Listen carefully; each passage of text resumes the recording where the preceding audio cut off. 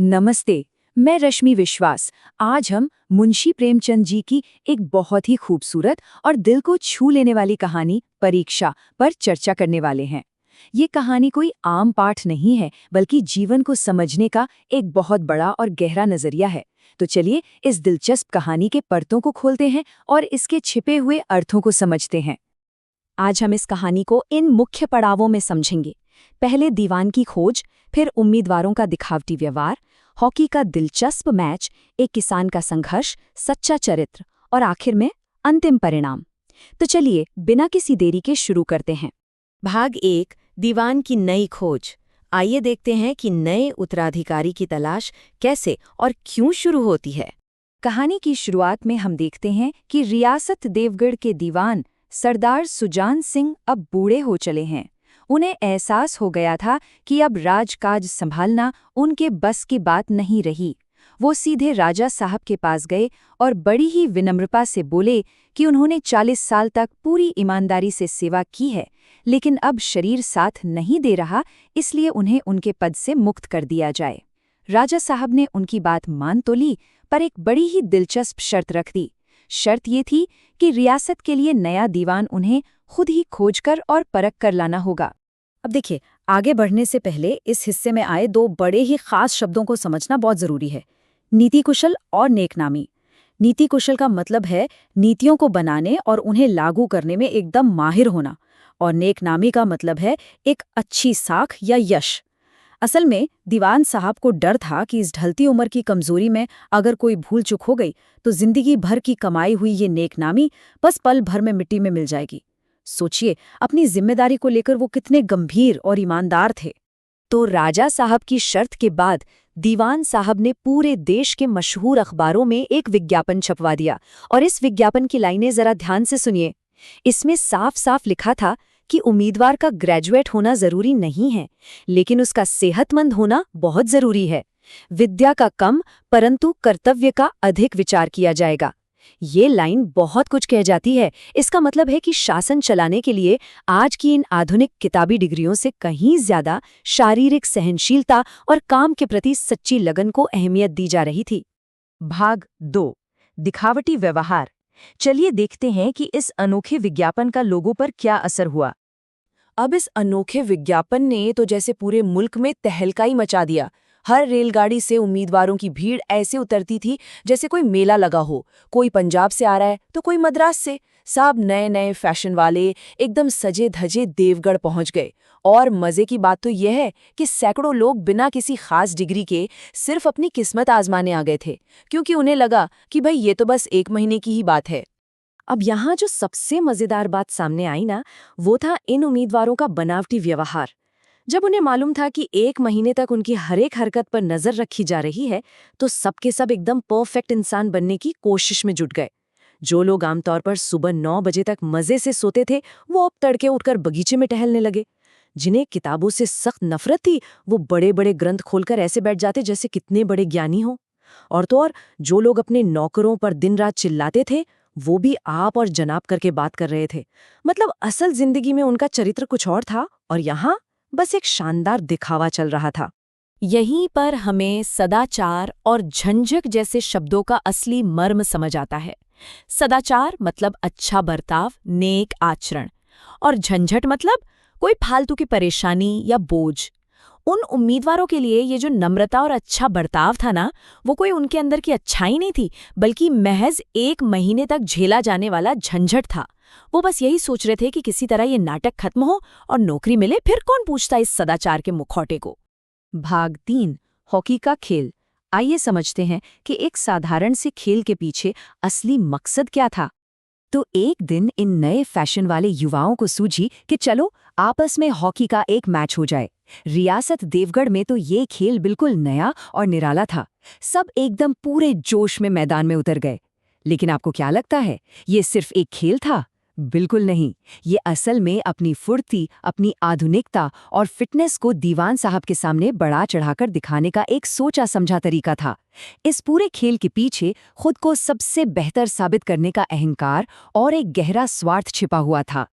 भाग 4, किसान का संघर्ष। और यहीं से शुरू होती है जीवन की एक वास्तविक परीक्षा। शाम ढल चुकी थी। मैच खत्म हुआ और सारे खिलाड़ी पसीने से लथपथ होकर वापस लौट रहे थे। तभी रास्ते में एक नाला पड़ा जहां खूब सारा कीचड़ था। वहां एक बेचारा बूढ़ा किसान अनाज से लदी अपनी बैलगाड़ी लेकर उस गहरे कीचड़ में फंस गया था। वो बार बार पूरी ताकत लगाता, लेकिन गाड़ी थी कि टस से मस न होती। वो असहाय होकर मदद के लिए यहाँ वहां देखता, लेकिन जरा सोचिए, वही हट्टे कट्टे खिलाड़ी जो अभी मैदान में अपनी ताकत का तमाशा दिखा रहे थे, वो सब उसके पास से गुजर गए। किसी एक ने भी रुककर उस गरीब की मदद नहीं की। जरा इस स्थिति पर गौर कीजिए।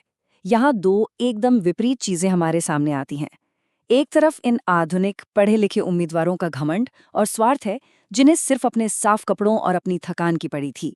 उनके अंदर इंसानियत नाम की कोई चीज नहीं दिखी। और दूसरी तरफ उस बेचारे किसान का असल शारीरिक संघर्ष है, उसकी बेबसी है। ये कोई मामूली कीचड़ में फंसी गाड़ी की बात नहीं थी। ये इंसानियत की एक बहुत बड़ी परीक्षा थी, जिसमें ये सारे सो कॉल्ड एजुकेटेड लोग पूरी तरह से फेल हो गए थे। इस घटना को और गहराई से समझने के लिए आपत्ति और सहानुभूति का मतलब समझना बहुत जरूरी है। आपत्ति का मतलब है कोई बहुत बड़ी मुसीबत या भारी संकट, जिसमें वो किसान उस अंधेरे में फंसा हुआ था। और सहानुभूति का मतलब है किसी दूसरे के दर्द को अपना समझना, जो उन नौजवानों में रत्ती भर भी नहीं थी। उनके दिलों में तो बस पद पाने का स्वार्थ और अपना अहंकार भरा था। भाग 5 सच्चा चरित्र। जब ढोंग और स्वार्थ के बीच से एक सच्चा साहस निकलकर सामने आया। उन्हीं स्वार्थी लोगों की भीड़ के पीछे पीछे एक ऐसा युवा भी चला आ रहा था, जिसके दिल में दया थी। आज हॉकी खेलते हुए उसे काफी गहरी चोट लग गई थी, इसलिए वो बेचारा लंगड़ाता हुआ धीरे धीरे आ रहा था। लेकिन जैसे ही उसने उस किसान की बेबसी देखी, वो अपना सारा दर्द भूल गया। उसने एक पल के लिए भी नहीं सोचा, अपना कोट उतारा, सीधा कीचड़ में उतरा और उस किसान से बड़ी ही आत्मीयता से बोला, मैं तुम्हारी गाड़ी निकाल दूं? तुम गाड़ी पर जाकर बैलों को साधो और मैं पहियों को धकेलता हूं। और यही थी अखंडता और मानवता की सबसे सच्ची परीक्षा। इस नौजवान ने अपनी चोट की कोई परवाह नहीं की। उसे इस बात का भी डर नहीं था कि उसके अच्छे कपड़े कीचड़ में गंदे हो जाएंगे। उसने अपनी पूरी ताकत एक अनजान इंसान की मदद के लिए झोंक दी।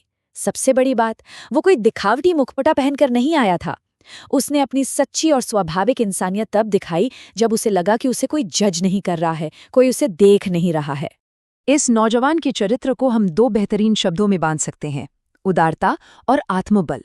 उदारता का मतलब है एक बड़ा और विशाल हृदय होना, जहां आप बिना किसी स्वार्थ के मदद करते हैं। और आत्मबल मतलब अंदर की वो ताकत, वो असली साहस जो मुश्किलों का डटकर सामना करता है। और सच बताऊं, यही वो दो अनमोल गुण थे जिन्हें दीवान सुजान सिंह उस एक महीने के दिखावे और लंबे चौड़ी किताबी डिग्रियों के पीछे बड़ी ही गहराई से तलाश रहे थे। भाग 6 अंतिम परिणाम। और अंततः गहरे पानी से वो असली मोती मिल ही गया। जब उस नौजवान की मदद से गाड़ी आखिर नाले से बाहर आ गई, तो उस किसान ने एक गहरी नज़र से उसे देखा और कहा कि नारायण चाहेंगे तो दीवानी आपको ही मिलेगी। उस युवा को अचानक शक हुआ कि कहीं ये किसान स्वयं दीवान सुजान सिंह तो नहीं। किसान ने भी शायद उसका शक भांप लिया और मुस्कुराकर एक कमाल की बात कही, गहरे पानी में बैठने से ही मोती मिलता है। क्या शानदार बात है। मतलब किसी इंसान के असली गुणों को परखने के लिए ऊपर के दिखावे से काम नहीं चलता, आपको उसकी गहराई में उतरकर उसकी परीक्षा लेनी ही पड़ती है। और अंततः दीवान सुजान सिंह ने उसी सच्चे और दयालु नौजवान को अपना नया उत्तराधिकारी चुन लिया। उनके इस फैसले ने एक बहुत बड़ी बात साबित कर दी कि एक बेहतरीन प्रशासक बनने के लिए कागजी डिग्रियों और इस आधुनिक दिखावे से कहीं ज्यादा अहमियत होती है कर्तव्य की भावना की, अपार साहस की और एक शुद्ध हृदय की। उन्होंने किताबी ज्ञान से ऊपर उठकर मानवता और करुणा को प्राथमिकता दी। अब जरा सोचिए, और यहाँ एक बहुत ही गहरा सवाल उठता है, क्या बाकी सारे उम्मीदवार सिर्फ इसलिए परीक्षा में फेल हो गए क्योंकि उन्होंने उस मुसीबत में फंसे किसान को अनदेखा कर दिया था? अगर हम गहराई से विचार करें तो समझ आता है कि जीवन हमारी असली परीक्षा तब लेता है जब हमें लगता है कि कोई हमें देख नहीं रहा है। उनका वो अंदरूनी स्वार्थ और अहंकार ही उनके पतन का सबसे बड़ा कारण बना। और अब अंत में इस पूरी कहानी का सबसे बड़ा सवाल आपके लिए छोड़कर जा रही हूं। क्या जीवन की सच्ची कसौटी पर इंसानियत और आंतरिक शक्ति किसी भी बड़ी कॉलेज की डिग्री से कहीं बढ़कर नहीं है? बिल्कुल है। ये कहानी हमें ये बहुमूल्य सीख देती है कि हमारा सच्चा चरित्र हमारे कागजी प्रमाण पत्रों से नहीं, बल्कि हमारे कर्मों से, हमारे साहस से और हमारी करुणा से तय होता है। इसी खूबसूरत विचार के साथ रश्मि विश्वास की ओर से इस व्याख्या को हम यहीं विराम देते हैं। सीखते रहिए और अपने चरित्र को निखारते रहिए। बहुत बहुत धन्यवाद।